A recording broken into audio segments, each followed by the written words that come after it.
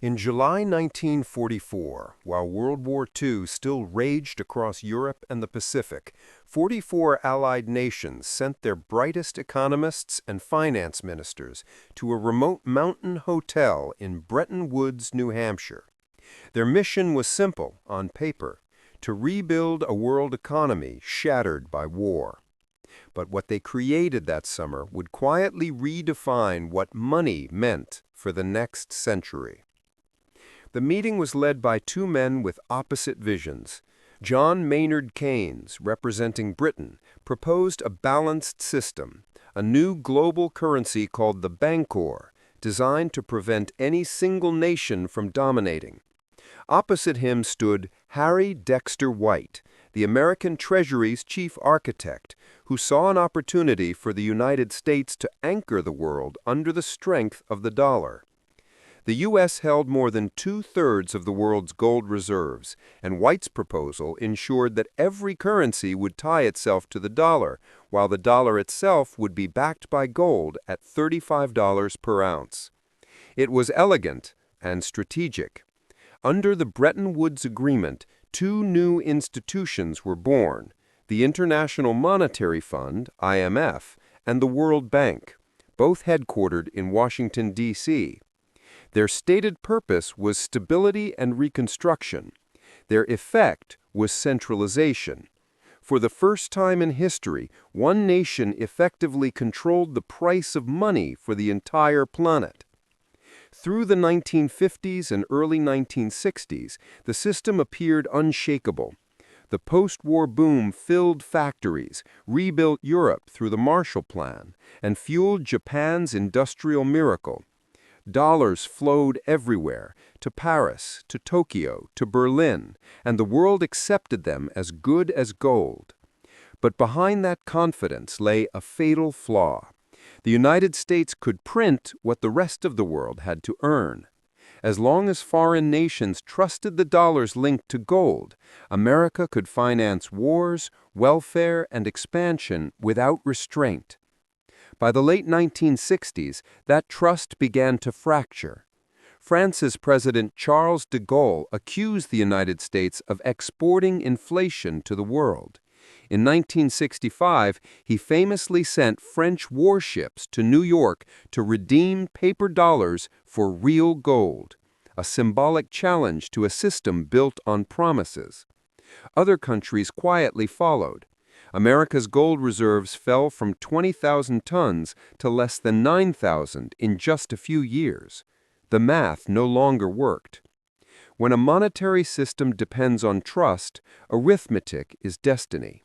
And the arithmetic said collapse was inevitable. The Bretton Woods design had concentrated global stability on a single hinge, the U.S. dollar, and that hinge was bending. In August 1971, the inevitable happened. President Richard Nixon severed the final link between the dollar and gold.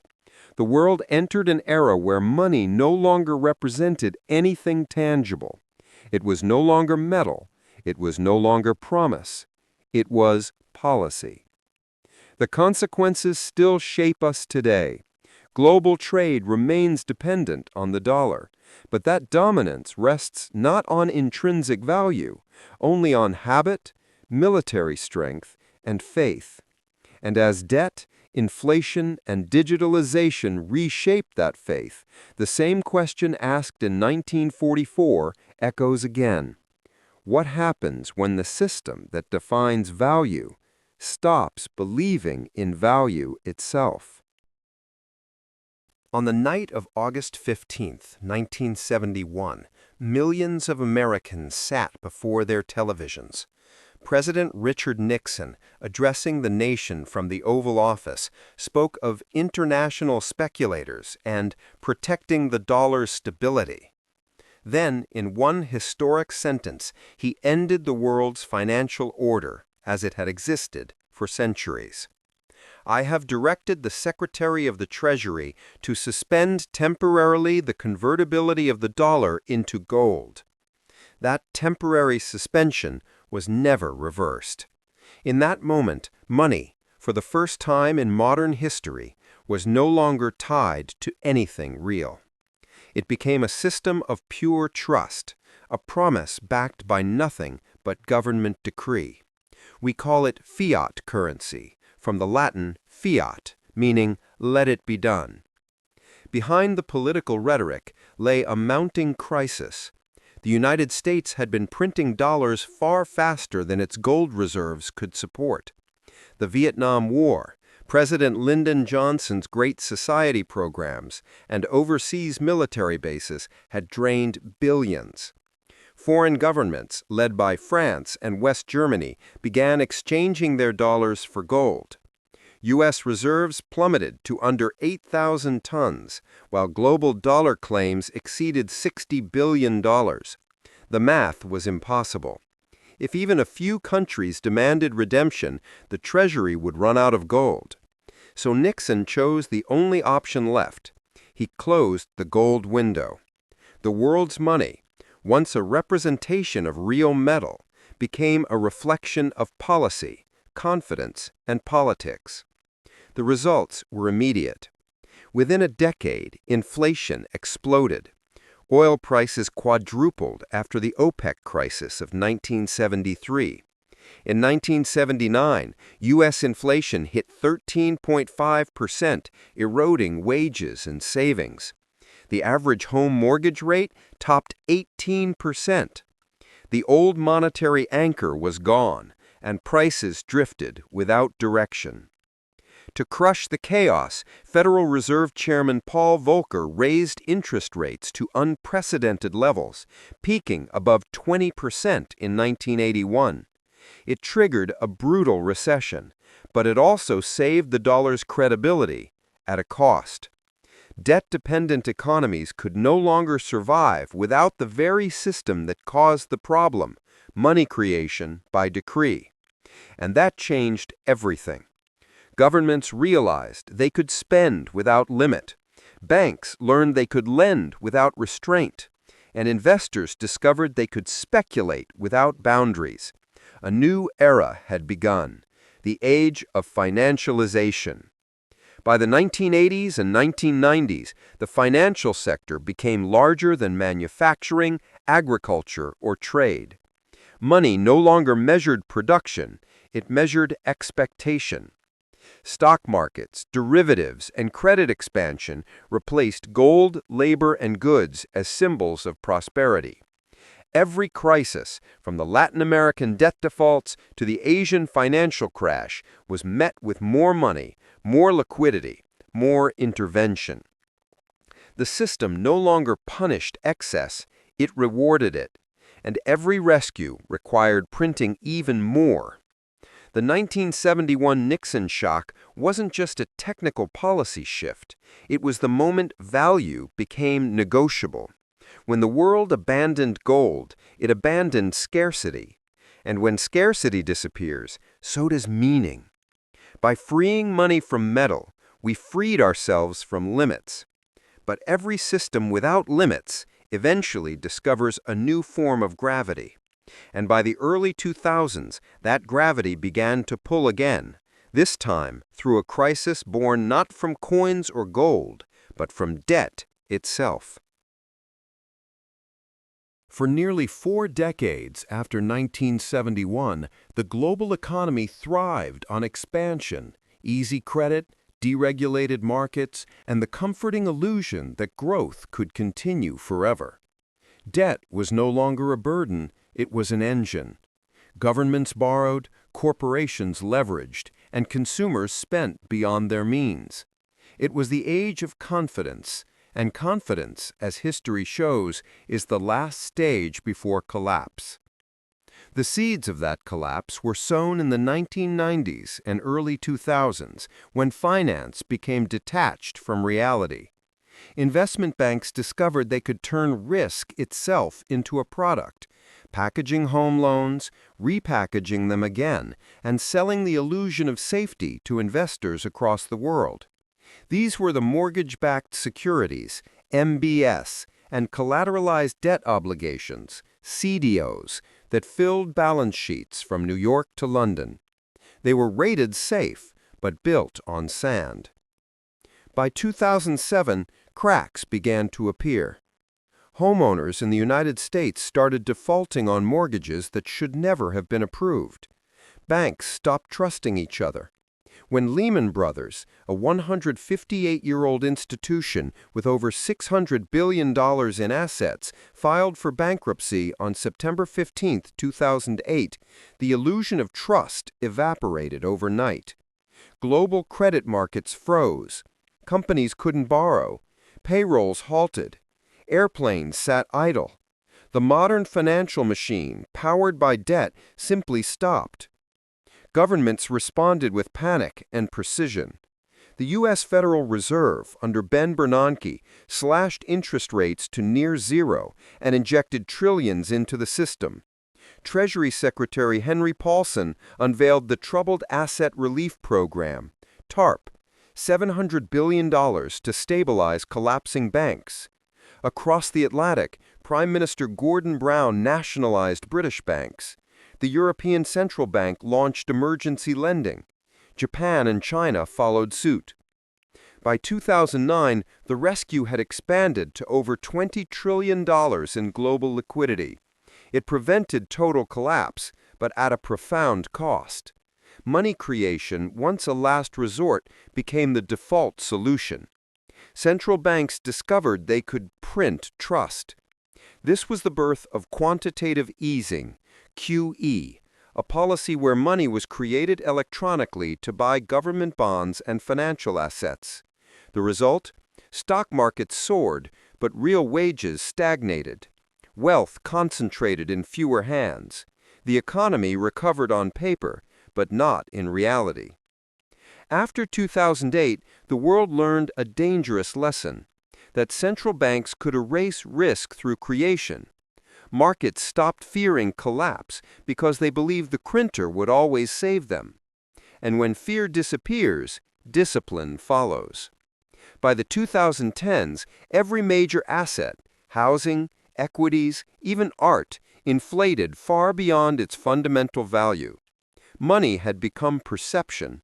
Its worth no longer reflected work or scarcity, but confidence in the system itself.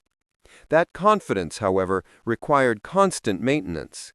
Each crisis demanded a larger response than the one before, and by 2020, when the next global shock hit, the system was already addicted to intervention. The world had entered the era of monetary dependence. Every problem could be solved by creating more money, until the creation itself became the problem. 2008 didn't just break the financial system, it redefined it.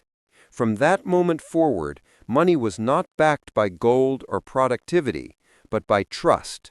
Trust in governments, in central banks, in the very illusion they were sustaining. And when trust becomes the only currency left, its loss becomes the final crisis.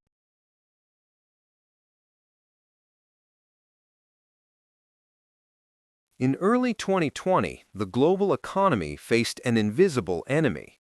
Within weeks, borders closed, planes were grounded, and entire cities fell silent. The world had not seen such synchronized paralysis since the Second World War. But this time, there were no bombs, only fear and the sudden stop of commerce. To prevent economic collapse, governments turned to the only tool that seemed limitless: money creation. The U.S. Federal Reserve alone expanded its balance sheet from $4 trillion to over $7 trillion in a matter of months. The European Central Bank, Bank of Japan, and dozens of others followed. By the end of 2020, global stimulus exceeded $14 trillion, more than the world's total GDP during the Great Depression. For the first time in history, this money didn't just flow through banks and corporations. It flowed directly to individuals, instantly, digitally, and with no physical trace. Stimulus checks appeared as numbers in mobile banking apps. Entire economies, from retail to education, moved online overnight. And in that migration, something fundamental shifted. Money stopped being a thing and became an interface. Cash, already in decline, vanished from daily life. In China, Alipay and WeChat Pay processed more than $50 trillion in digital transactions. In India, the Unified Payments Interface, UPI, became the backbone of everyday trade. What began as a health precaution to avoid touching contaminated cash quickly evolved into a permanent habit. Behind this behavioral shift, central banks saw an opportunity. If digital transactions could reach everyone, why not issue digital money directly? The People's Bank of China launched large-scale tests of its digital yuan in 2020, allowing programmable payments that could expire or be restricted to specific goods. By 2023, over 130 countries were exploring or developing their own central bank digital currencies, CBDCs. On paper, the benefits were undeniable: faster payments, lower costs, and greater financial inclusion.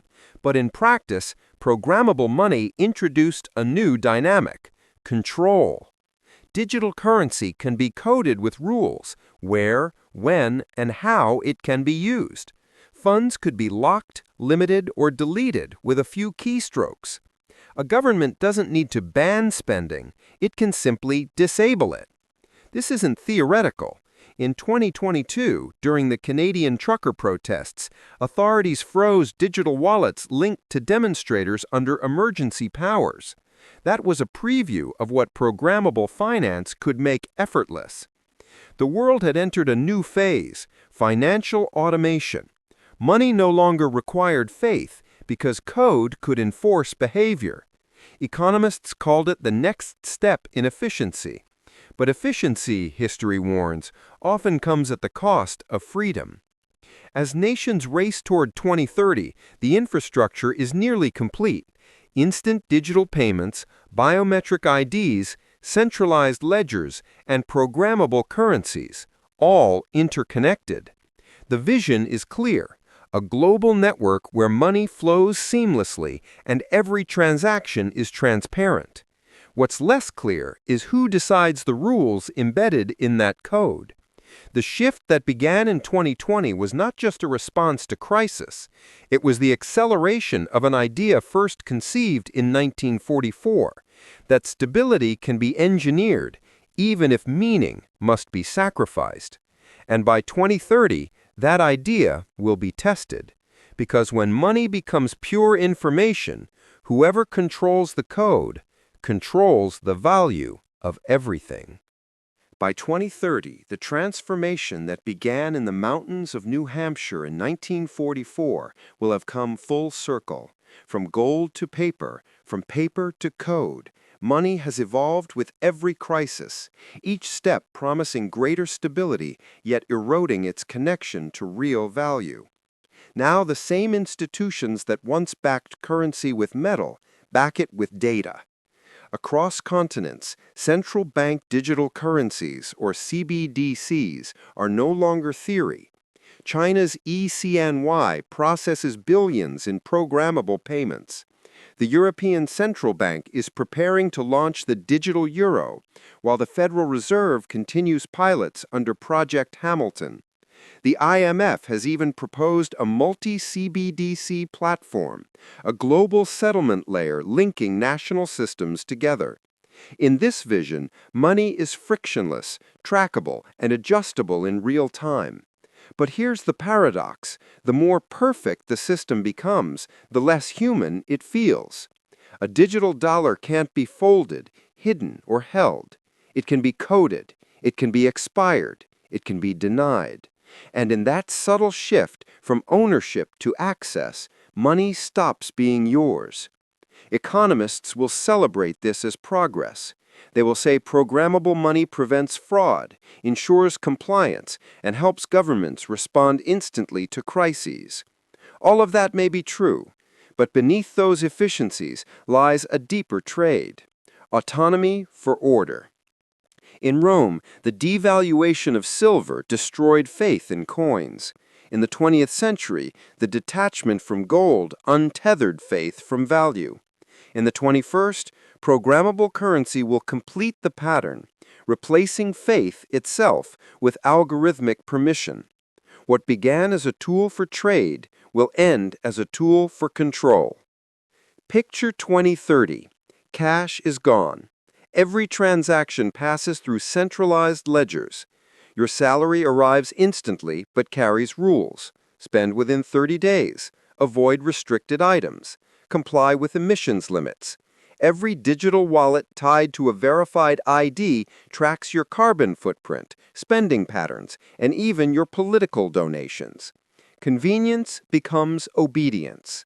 And because this transformation will happen gradually, app by app, policy by policy, few will notice its arrival. Like Rome's silver coins, the substance of value will vanish long before the people realize it.